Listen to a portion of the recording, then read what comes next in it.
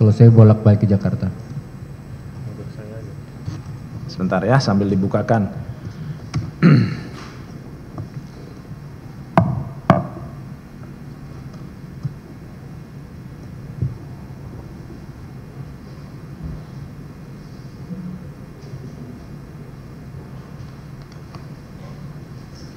Bisa dibuka. Ya, itu ya, bisa dilihat ya. 9 November 2020. Ini dari Muhammad Hatta yang chat dengan Ahmad Musafak. Izin Pak, ini ada harus diselesaikan, kata Pak Hatta. Kemudian ditanya Ahmad Musafak, untuk pembayaran apa Pak Hatta? Dijawab Pak Hatta, maintenance apartemen Pak. Pak Hatta bisa bantu kwitansinya, siapa? Kemudian dijelaskan ya sama Ahmad Musafak, itu apartemen Permata Hijau Tower, betul, di Tower Louvre Unit 35, Beleza. Kalau itu pinjaman, bukan saya punya. Saya di lantai 8. Saksi yang di lantai 8? Ya. Oke, yang ini yang maksudnya pinjaman bagaimana ini? Ini yang dari Maktur yang punya di atas itu, di itu tempat itu yang biasa saya pakai kalau ada sikir-sikir bersama dan ada pertemuan dengan komunitas-komunitas yang saya miliki. Tidak selamanya di situ. Tidak permanen meninggal, ditinggali di situ. Baik. Kemudian ya, pada saat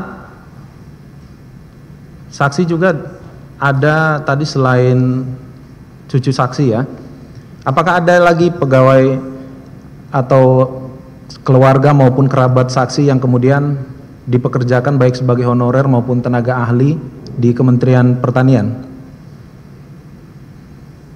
Ya, seingat saya yang saya perintah langsung hanya cucu saya, Bibi.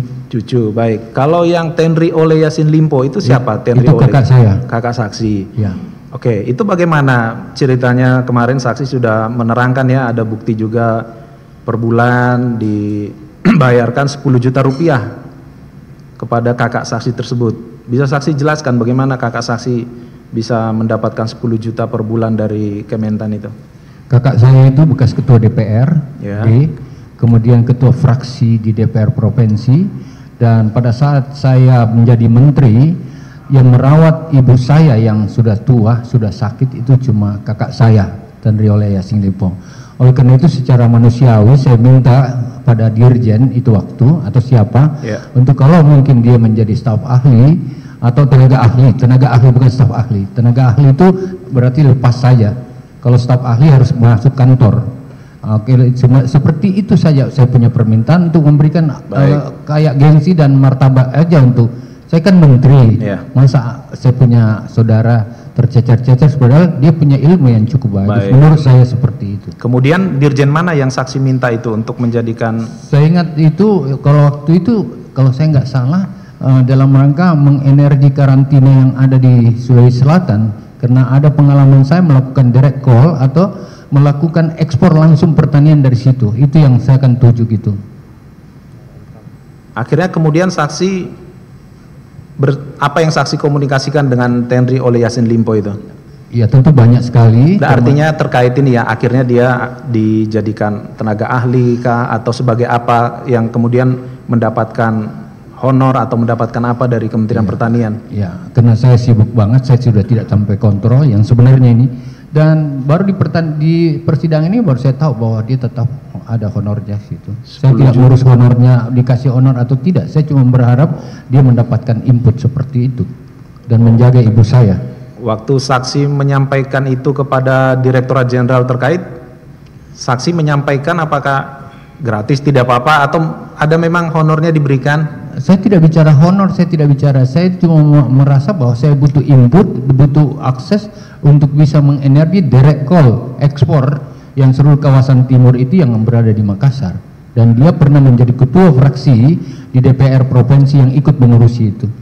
Baik. Kemudian yang tadi yang cucu saksi yang menjadi tenaga magang di Biro Hukum ya. Baik. Saksi kemudian mengetahui apakah dia mendapatkan apa bentuknya gaji honor dari magangnya itu? Saya baru tahu dia dapat honor dan lain-lain setelah di persidangan. Persidangan. Saya memang tujuh, cuma dia menjadi magang di situ sebagai kakek. Tentu saja saya berharap seperti itu.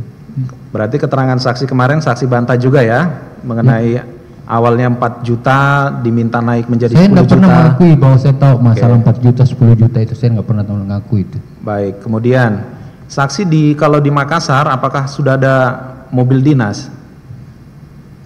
Ada. Di Makassar apa mobilnya?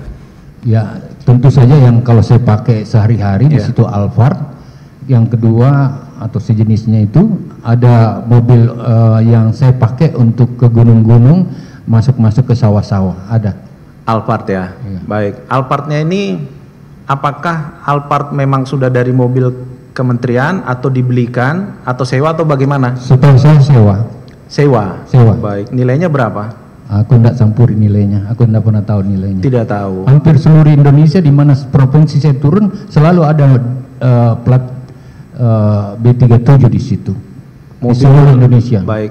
Mobil Alphard itu kalau saksi tidak di Makassar siapa yang menggunakan? Dia tertinggal aja seperti itu di rumah.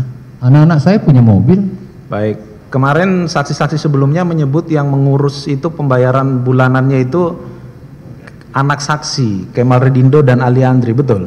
Pasti bukan anak saya yang ngurus-ngurus seperti itu. Saya Siapa? yakin sekali. Tentu Ali Andri lah sebagai Ali kepala Andri. rumah tangga yang kita tunjuk di sana. Baik.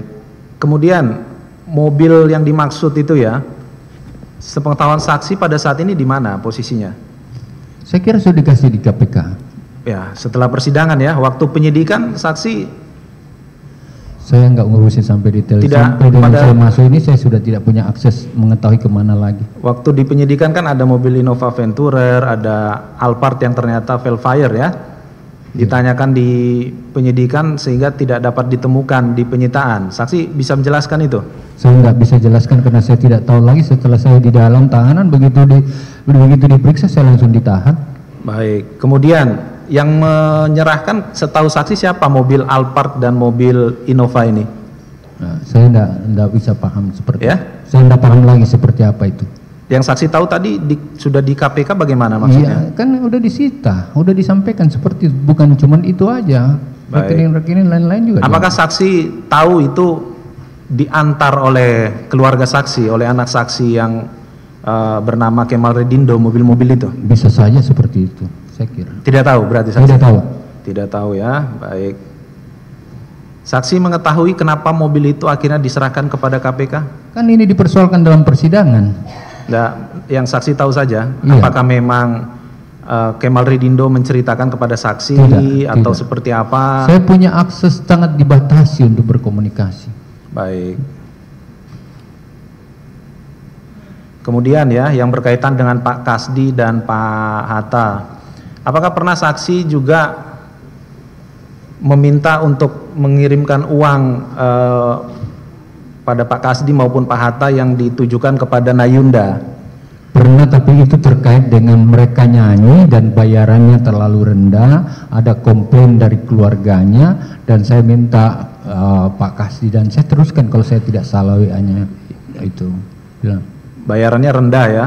Oke. Katanya saksi tidak ngurusi yang kecil-kecil begitu. Iya, kan dia WA saya sama saya, jadi saya respon WA. ke dia nih. Si yang WA Nayundanya langsung. Iya, bukan ibunya. Oh, Nayunda. ibunya. Baik. Kemudian ya, berapa kali saksi minta Pak Kasdi maupun Pak Hatta mentransfer itu? Saya kira masing-masing cuma satu kali rasanya. Satu kali. Baik. Saksi tahu tidak sumber uangnya, dananya dari mana? Tidak, saya Tidak. tidak pernah campur ulang. Saya Baik. kira Saksi tidak memberi uang kepada Pak Kasdi dan Pak Hatta untuk memberi kepada Nayunda? tidak, karena ini terkait dengan hasil nyanyi, dia kerja. Tidak, saya tidak mempermasalahkan Ya, maka hasilnya. tapi harus kerjanya. dijelaskan supaya tahu ini bukan pemberian seperti apa-apa. Dia habis kerja. Baik. Kemudian terkait Nayunda tersebut, bagaimana prosesnya itu bisa menjadi pegawai Kementan juga itu? Honorer ya, honorer. Saya begitu saja tahu bahwa dia harus melamar dan setelah melamar dia dapat pekerjaan di situ dan tentu saja saya tidak ikuti dan tidak mencampuri seperti itu. Saksi tahu dia melamar dari siapa infonya? Iya, di persidangan ini baru saya tahu bahwa ini prosesnya seperti itu. Saya tidak ikuti proses awalnya. Baik. Kemudian terkait kemarin pemberian-pemberian ya, ada juga yang sudah store oleh Nayunda, termasuk nilainya 70 juta rupiah di bukti yang kami lihat di rekening. Ya, kalau saksi sendiri selain honor menyanyi itu apakah ada yang diberikan kepada Nayunda? Saya tidak tahu persis, tetapi saya kira waktu terakhir waktu umroh itu Hatta yang nyampaikan sama saya bahwa dia minta oleh-oleh dan dia sudah belikan tas. Saya bilang, itu yang kau belikan itu yang tulisan Allah. Semua orang dari Mekah itu membawa itu. Baik, ada tas Balenciaga juga yang itu diberikan. Yang disampaikan, baru saya tahu di persidangan ini. Ya, tasnya sudah disita juga, jadi kami perlu tanya agar kami tahu barang ini dikemanakan, begitu saksi ya. Tidak ada maksud apa-apa kami menanyakan, agar kami tahu statusnya barang ini dikemanakan, begitu. Tas yang sudah dikembalikan itu ada 2 oleh Nayunda, salah satunya dari saksi katanya, tidak benar itu? Yang saya tahu itu yang Balenciaga yang dilaporin sama Hatta. Oke, melalui Hatta ya, baik. Kalau yang satu lagi saksi tidak tahu dari mana tasnya.